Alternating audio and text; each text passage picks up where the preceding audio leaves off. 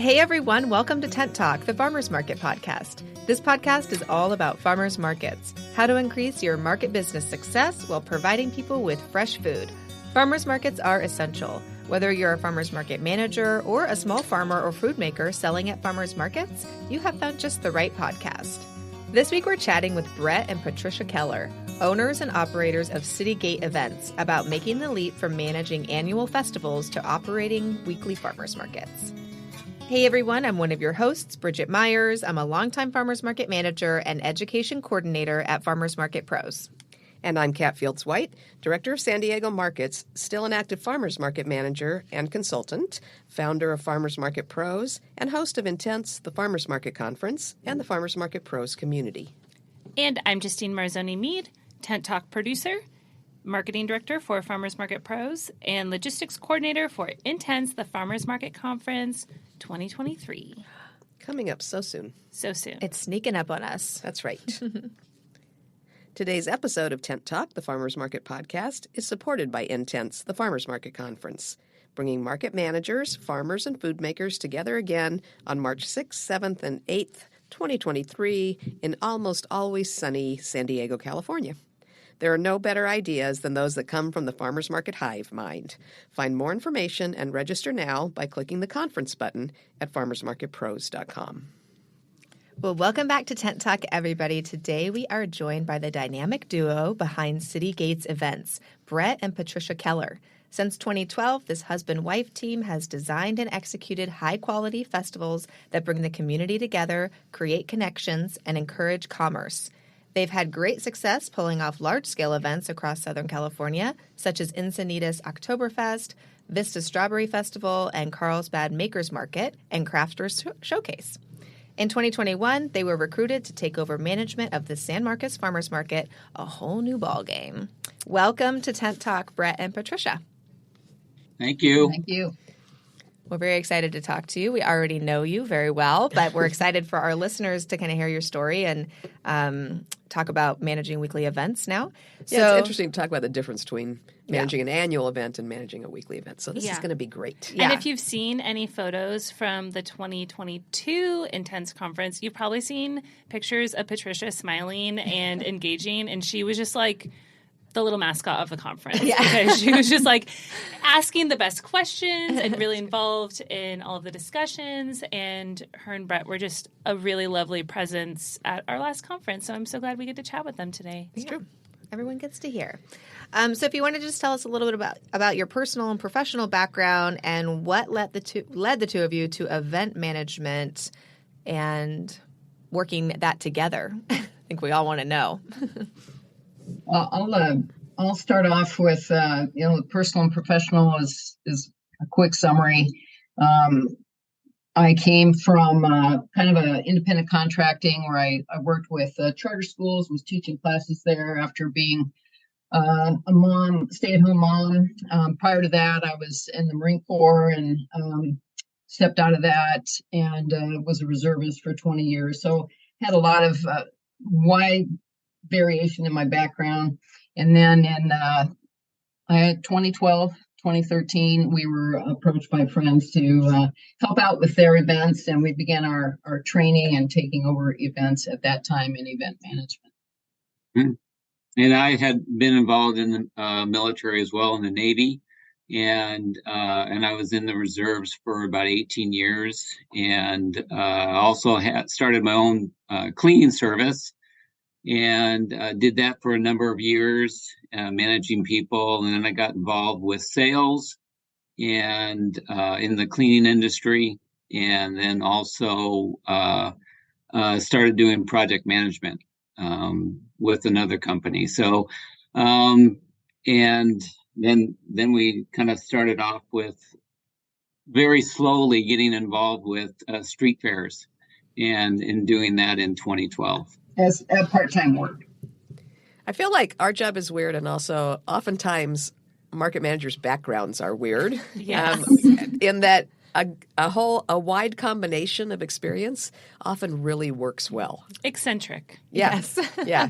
So nobody takes a straight path to market management, I don't feel like. Yeah, you don't like go to college for farmers market management and that's it. You have to have like some background. I feel like military work, restaurant work, project management, stay-at-home mom work, I feel like is very helpful. Yeah. I mean, all these kind of, yeah. Yeah. Those parental skills come in handy sometimes. So you all were helping other people with your events. How did you kind of branch off and begin your own event management company, and what were some of the new, like the starter events that you did? We were, as contractors with another company, subcontractors, we were independently managing in 2014, 2015 with events that Artisan, Del Mar Taste and Art Stroll, Cardiff Dog Days of Summer, very fun, very geared towards all the canine lovers in Southern California. So we were operating independently then, but as far as embracing the company name of City Gates Events, that was in 2021. So saw with all the different issues coming out of the lockdown and all the adjustments that I know so many people had to make, certainly the farmers markets and the annual festivals as well.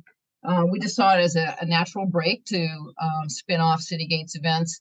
And we kept all the same contracts that we'd always managed, and the company has taken off from there. Wow. That's great. Yeah, just a nice recovery story. How did you all get pulled into managing weekly farmers markets? Well, that was because we had a real good business relationship with the San Marcos Farmers Market, or the San Marcos Chamber. They actually approached us it's almost been a year now, a little over a year, where they approached us and asked us if we would consider managing their market. So yeah, and it was kind of unique because I had been Brett's prior to the lockdown was very involved in construction, engineer, consultant with another company, and that had gone by the wayside. And I was lead on the annual and semi-annual events as far as managing all of that. But when they did approach Brett, like October, November of 2021, I was actually out of state. And so if anybody was going to jump in and do anything, it had to be Brett. So that's where it happened. And I happen to know a funny twist to that story because the chamber actually had to find a market manager very quickly because they broke up with their current manager rather abruptly. Yeah. And then we went into, actually our firm, San Diego Markets, went in to consult with that market and said, we'll get you through until you can hire somebody else. We're happy to kind of review who you're thinking of hiring and give you some tips. And we're happy to provide some consulting to the new managers when they come in if they haven't managed markets before. The Kellers obviously knew a lot about managing events already, so we didn't have to do as much with them as we would have, somebody brand new. We did do a little bit of consulting and some calls and Zooms and things about what are you going to watch for in a farmer's market that you might not have encountered at a canine fest.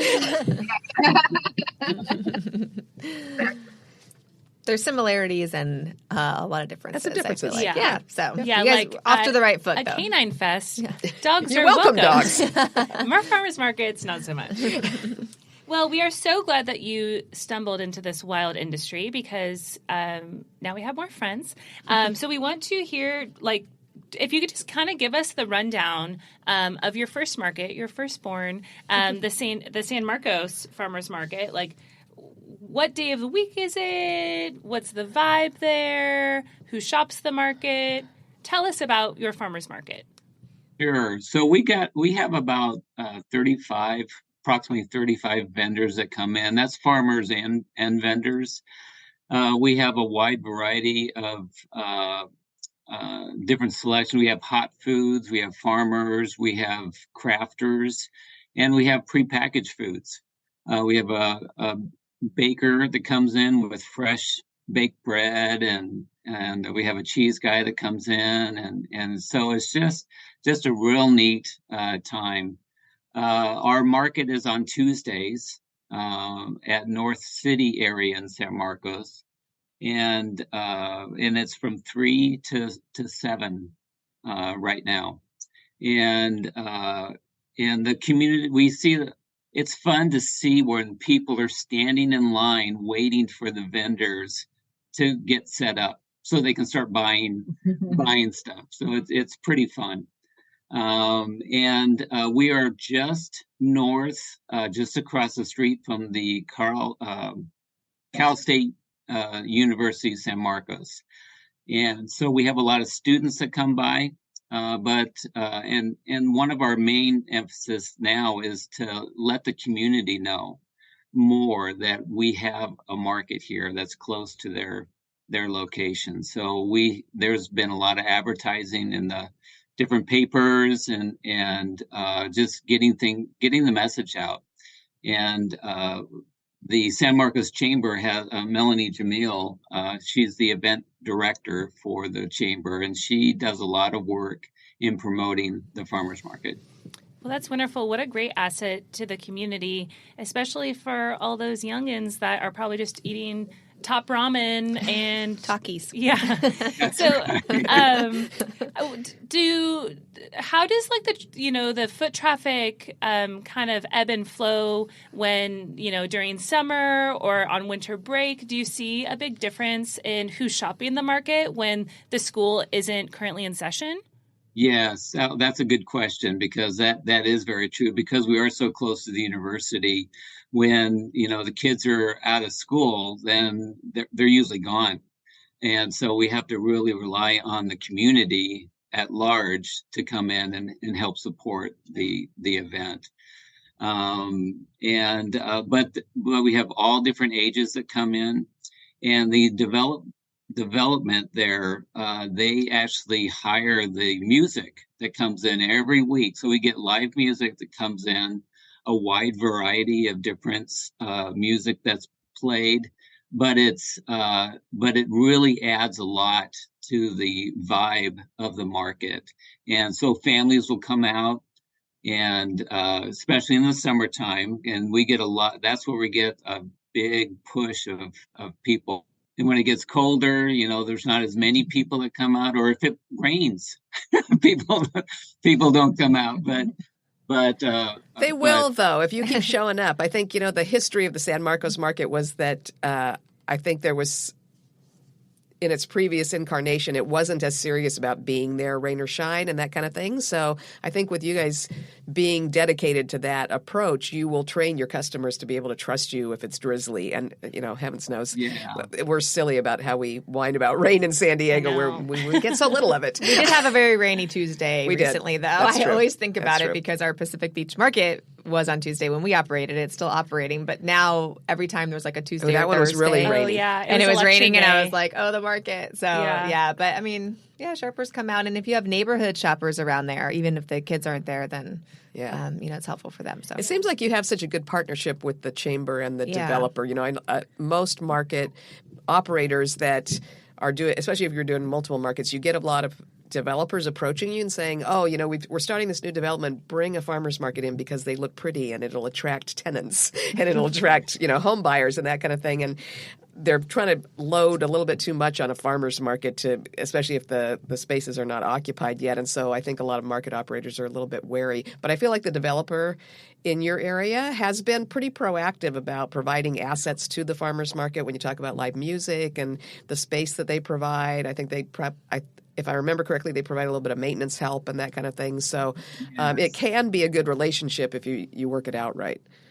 Sure. And they're real good about, if there's an issue or a problem that comes up, they're real good. I've got contact information. I can just call them right away, and they're on it. So they're a very good asset for the market as well. And within that area, there's new development taking place. There's single family homes that are going to be built. There's a 12-story apartment complex that's going to be built where this dirt lot used to be. And so they're breaking ground there. And also the Kaiser Hospital, which is just across the street as well. So there's a huge potential going to be happening here shortly, which means we'll be able to expand. Yeah, I think that market's got a lot of potential. I think you'll end up being a pretty big market in the North County. Yeah. That's wonderful. Well, it sounds like you already have really big goals, which is great. As new market managers and just managing markets in general, you never want to stay the same. You always want to have those things on the horizon that you're looking forward to and kind of pulling your vendors along with you, pushing it to the next level. But since you've been managing the market already for, about a year or so, have you noticed some changes in your market since you took over in terms of who's shopping there or who your vendors are, or, what have you already accomplished in the last year? Well, I've noticed as far as the public is concerned, I see a lot of the same people, which is good. So we have consistency there. And I tell you, the vendors that are there for the year that I've been there, the ones that have stayed are very committed to the market, and I really appreciate that because it's always difficult to try and find vendors to fill a hole that was left because a vendor couldn't make it or whatever. I think one of the tensions we have right now is wanting to bring more vendors in, but is the buying public there? It is a difficult mix to try to balance. Yeah, it's always that seesaw thing. So you don't have too many vendors. You need your shopper count to go up before you add more vendors, so you don't spread the sales too thin. Right. To get your shopper count up, you need more vendors because shoppers like choice. So yeah, I think you're doing a good job of riding that seesaw as you grow. Yeah. And speaking of seesaw, we heard that you just recently took over a new market. Do you want to share a little bit about how that came up and how that's been adding a whole other weekly market to your roster of events? Yeah, I'll chime in on this one. The Carlsbad Village Association is the client. The Carlsbad State Street Market is the market. What a great client. I've done a art show for them, managing it since 2015. And as you well know, so much about markets is about relationships. So that business relationship, they were able to see us operate. Brett would always join me day of events and basically be the on-site go-to guy. And I was kind of the admin headquarters person the day of the event. So they were able to observe us from a distance, or close up rather, for several years. And apparently, kind of unbeknownst to us, they had been discussing a possible management change.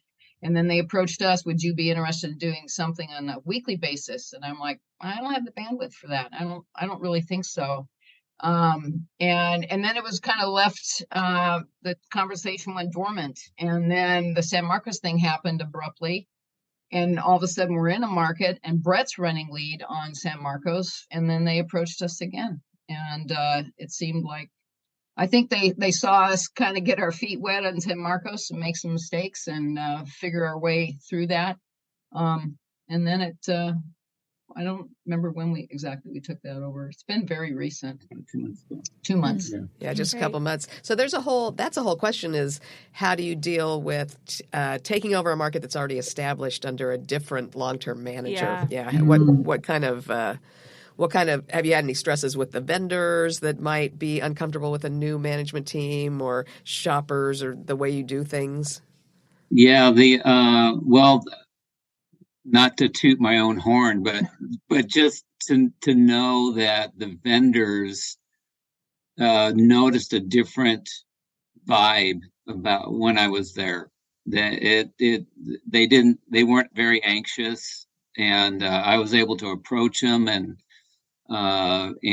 ask questions, and they would answer. It was just they even mentioned it to the executive director who oversees it. And they said, "Yeah, we just noticed that there's a different vibe within the market." Great. It's great to hear that you are well received. Yeah. Yeah. Of course you guys were, because you guys are awesome. Now that you have 2 markets that you're operating, has this kind of opened up, is it a little easier to kind of leverage those markets and recruiting new vendors or managing vendors? I know it's still a new project for you, but have you noticed that, it's kind of like that whole saying, I don't know because I'm not a mom, but that whole saying, like, once you have two kids, it's a little easier because they kind of just play with each other? Or is it still like double the work? Yeah, to your question, Justine, one thing that was kind of humorous as soon as the vendors heard that Brett was taking over Carlsbad, because I help out on Tuesday nights with closing up and the books at the end of the night. So as they're coming in and we're handling the financials, they're like, I was getting a lot of inquiries like, I've been trying to get into that market for 2 years. Could you please? Yeah. So, but we couldn't speak to that at the time. It was just so new to me, but I told them I appreciated their interest and we get back to them. So.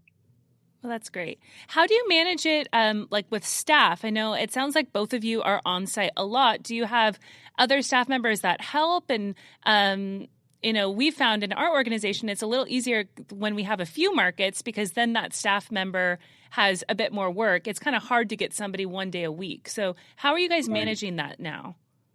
Well, family is great. So I actually have our future son-in-law is helping me with the market, and then my son is also helping, and one of our daughters is helping with the market as well. So they're within their schedule. They're flexible, and so they come and help at different times. So right now I've got things covered, but yeah, it is difficult because people don't want to work part-time. They want more of a substantial or full-time basis, and it's just hard to find people that are going to be responsible, take ownership of the market and still be able to work the hours that I need someone to work. So it's pretty fun. Difficult right now, but right now it's fun because I have my family with me, and so that's always a blessing. So the San Marcos market is pretty much a solo enterprise for Brett, and I help him a little bit in the morning and then come in at night. But Carlsbad definitely needs assistance, so we're glad for that help now. We did have a part-time gentleman who then found full-time work, and he moved on. Yeah, it's tricky. Yeah, I feel like especially difficult for the farmers market industry that there tends to be a lot of turnover for that reason. Yeah, you don't have enough hours for people. I know that when we were growing our organization, we took on a lot more markets just because it helped us be able to hire people because we could give them full-time hours. Some other challenges that go with that, but it was good for staffing. That worked well. Yeah. Well, Kat, if you want to give us some of your markets, just to add I'll to keep that in mind. Hey, I'm going to write that down right now. Yeah. Kat keeps starting new markets, even though we tell her not to. So that's true. So yeah, we'll let you know. Probably this conversation is being recorded. Yeah, right. Yeah. Mostly the ones we've got we're sticking with, but there are some out there and we do get approached about other markets. And we generally are not looking for additional markets, so we happily point them your way. Not generally not. We are not.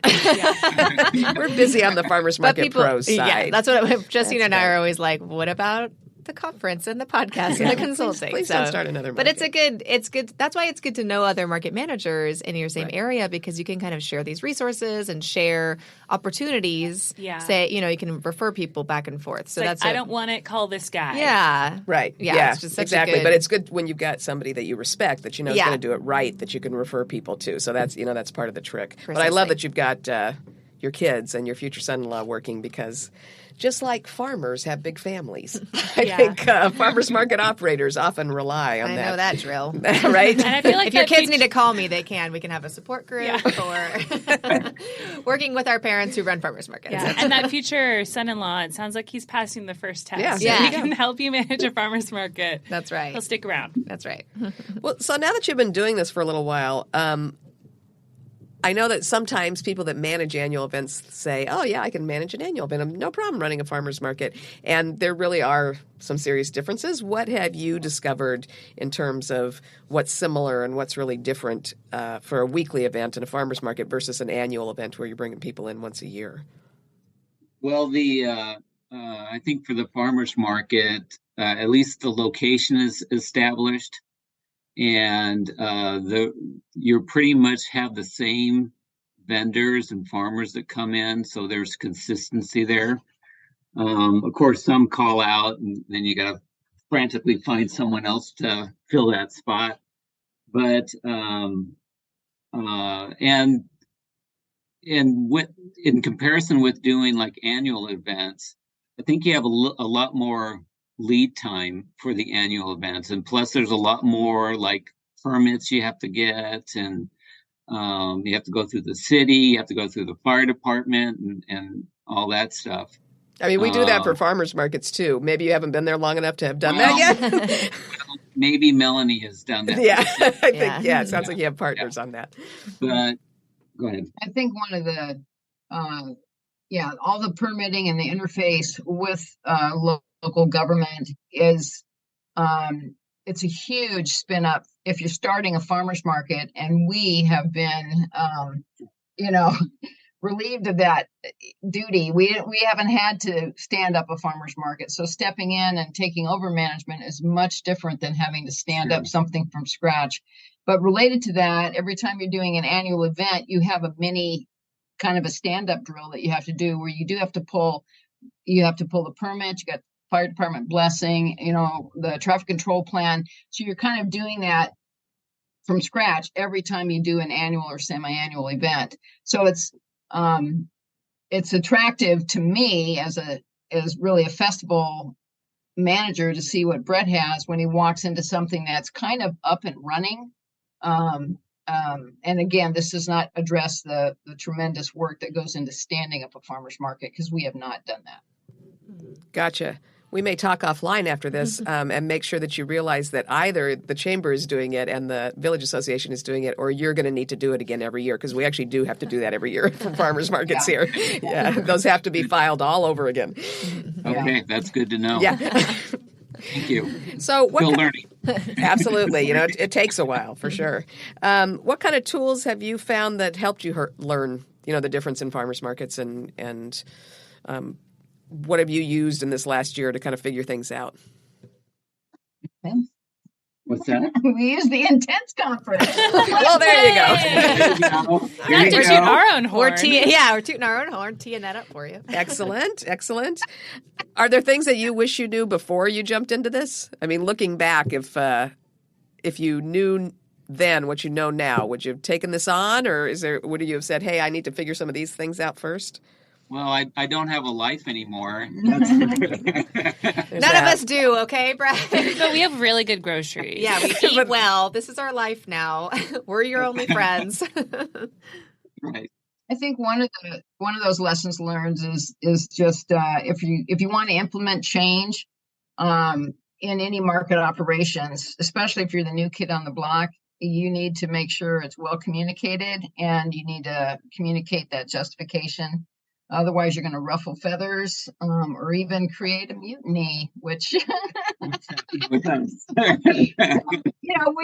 we're coming in, young and brash, and had some changes we want to institute, and it met with a lot of pushback. And we realized, hey, it's different. We need to realize we're in a well-established relationship with these people, and they need a little more back. Yeah, for sure. I was going to say the difference between a farmer's market and an annual event, as someone who has operated both as well, I think is that if you want to implement changes, it's a lot easier to do those changes for an annual event. You want to tinker around with footprint or guidelines or whatever. It's, you do your event, and then next year you can just say, these are the new rules. Versus a weekly event, if you're trying to implement any changes, you have to do it kind of gradually, because those people are there week after week. You have those strong relationships with them, and you can get a lot more pushback versus once they have a year. strong relationships with each other. So when when when Patricia says you're going to watch out so you you. don't get a mutiny, I mean they talk amongst themselves much more than annual event vendors do. I think. And on the vendor side too, in terms of vendor turnover, I feel like when you're operating a weekly market, if somebody's farmers market business is nearing the end, you kind of see that trickle off, and maybe they start calling out more, or they're phoning it in, or their product isn't as good. And so navigating that relationship is difficult, wherein if you're operating an annual event, there's probably like they participate one year, the next year they don't. And that's kind of a bit more like, oh, I wonder what happened to that guy. Where in a farmer's market situation, you're kind of seeing the wind down of that business, and that requires some additional hand-holding or, you know. Yeah, and it's tricky because if you're losing somebody, say, that where you only have a vendor or two in a category and you're seeing somebody that's fading, you got to pick the right time to say, hey, you know, I need to let somebody else in this category if this isn't working for you anymore, and that can be delicate. And so it's tricky. Did you have any mutinies that you had to navigate?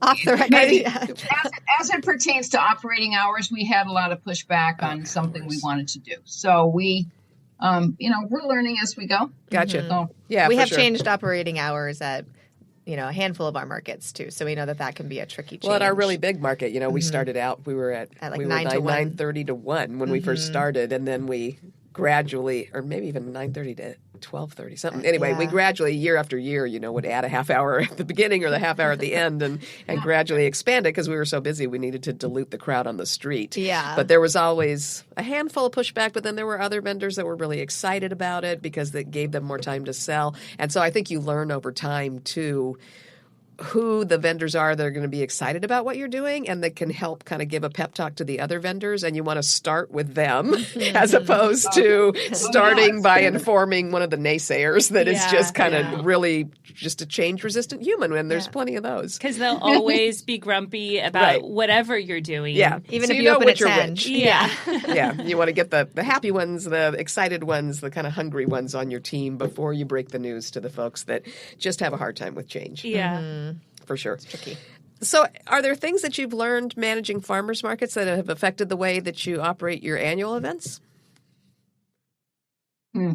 That's a good question. I like the focus. The farmers markets are so much more relationship intensive, and fostering. We've enjoyed cultivating relationship in the annual and semi-annual events. But you can only do so much. A lot of it's virtual, they're very pleasant on email and they're very gracious on a phone call. And then you see them, twice a year. But in the farmers markets, it's so relationship intensive that I think that's a good takeaway for an annual or event manager is to not discount the importance of, even if it's a virtual email, phone call, or whatever, relationship is important.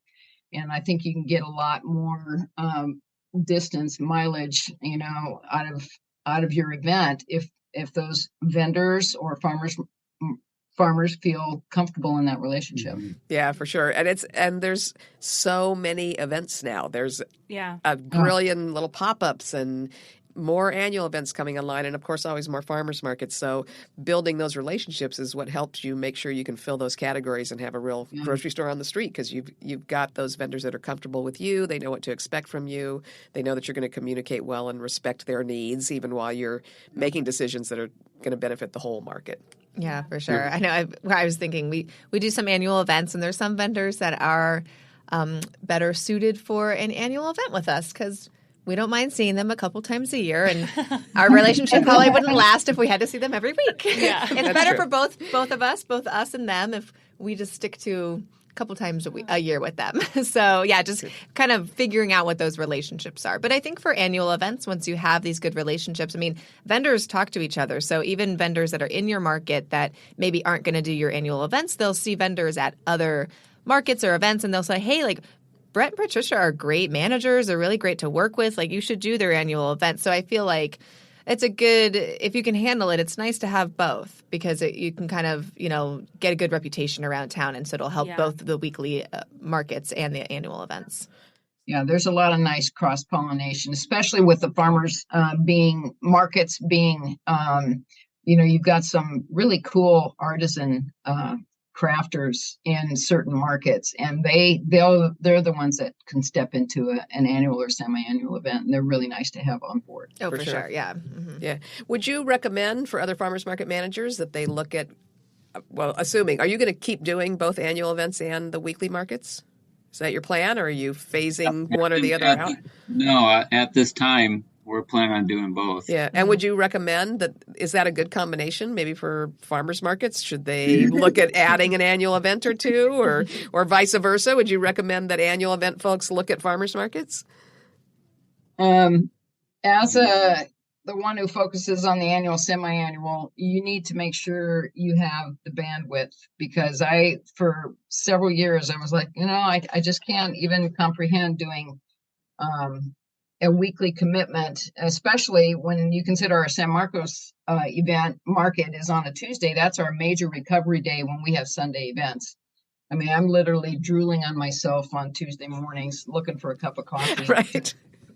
To make it through the day. So I think, for us, because of the lockdown and Brett losing his job in the construction engineering side of the house, he was available. He had known annual events and worked as the day of site manager for that stuff. So he was primed and ready to go to step into a weekly commitment. If that happened, I would have said no. So you need to consider your bandwidth and your ability, or if you have a larger company, you have to have a separate division or department for a weekly commitment. Yeah, because the annual and semi-annuals operate like surge operations. It's just like, whoa, here we go, we're getting all the permits going, we're getting all the vendor signups, push into the event, have so.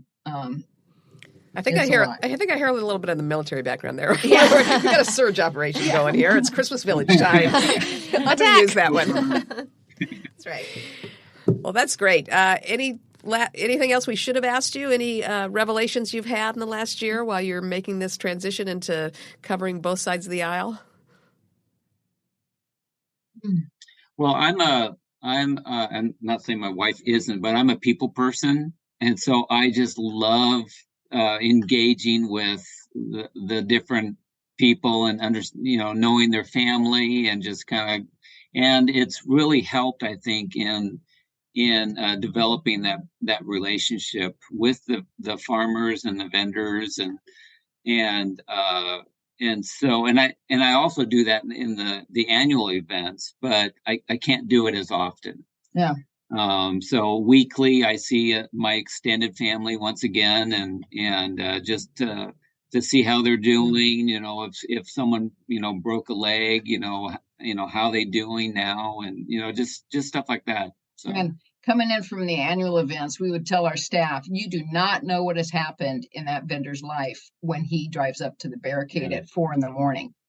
And we've heard and seen it all. People have had rollover accidents on the 5 on their way to an annual event and all that. So, or something as simple as a flat tire, or their dog threw up, on the carpeting right before they left. So that whole spectrum, you never know what your vendors, they're on your team, your farmers, they're on your team. You don't know what life has dealt them right before they come to your market. So we try to approach every day like that. Yeah, and that's brilliant. We tell our staff the same thing. Somebody seems grumpy or whatever. These are all small businesses, independent entrepreneurs. They're probably under a lot of financial pressure, and then they've got a life just like all of us do. And you're right, the dog could be sick that morning. So not to take things personally if somebody's a little out of sorts one day, and just keep moving forward. Those personal relationships are really what farmers markets are all about.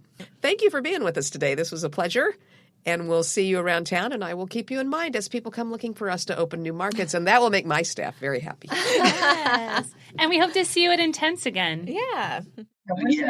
Yeah, we are signed up, and I just wanted to plug the conference because that was very informative for us. Yeah. In just learning what the farmers market, some of the do's and don'ts of a farmers market and things of that nature. So it was very well run and very informative. It's our annual event. It's our annual event. And guess what? We are in surge right now. Yeah, we're in surge for we've got mode. Christmas holiday events, and we're also surging on the conference every year. Certain times of the year, we're doing that. Yeah. But I mean, nothing really can take the place of talking to other people in the industry, whether you've been managing markets for decades or you're just coming into that. I feel like talking to other people, not to, again, we're tooting our own horn, but really, if I, didn't work with Farmers Market Pros and I was just running markets, I feel like this is just such a great place to come and get, firsthand experience, advice, and just kind of talk out some problems with people who do the same thing that you do week after week. So For sure. Yeah, we're spending a little more time on the schedule this March, coming right up with roundtables so that farmers market managers from different areas can talk to each other about specific issues. So you're going to be able to pick a card and choose your table and your topic and have a little chance to brainstorm with other market managers that are considering the same challenge. Well, we look forward to seeing you all again, and, good luck through your Keep growing. annual event and market seasons. That's right. All right. Thanks. Talk to you all Bye. soon. Talk to you soon. Bye-bye. Bye. Thanks for listening today. Want a chance to join us on Tent Talk Live at Intense, the Farmers Market Conference? Register for the conference now and get ready to learn and grow. We'll see you March 6th, 7th, and 8th in San Diego, California, or you can tune in from your own home in your pajamas. Reserve your tickets today at farmersmarketpros.com. Farmers markets are all about connection, and all of us, operators, farmers, and vendors, keep learning. Connect with people just like you from various parts of the country and share what's happening in your area in the terrific conversations over in our private Facebook group, the Farmers Market Pros Community. If you're actively involved in a farmers market, please find us there, answer the 3 qualifying questions, and join the group. You can also message us on Instagram at Farmers Market Pros or email us at connect@farmersmarketpros.com. If you're looking for further education, check out our online course offerings at farmersmarketpros.com. Thanks for listening to Tent Talk. Please leave us a review on iTunes, Stitcher, Spotify, YouTube, or wherever you access your podcasts, and tell us and others how you're enjoying Tent Talk. And be sure to subscribe to our podcast so you don't miss the next episode. Tent Talk, the Farmers Market podcast, is proudly produced by Farmers Market Pros, where passion meets profit. Today's episode was recorded and edited by Justine Marzoni Mead. Original music by David Mead. Thank you so much for listening today, and we'll have another great episode next week, so tune in.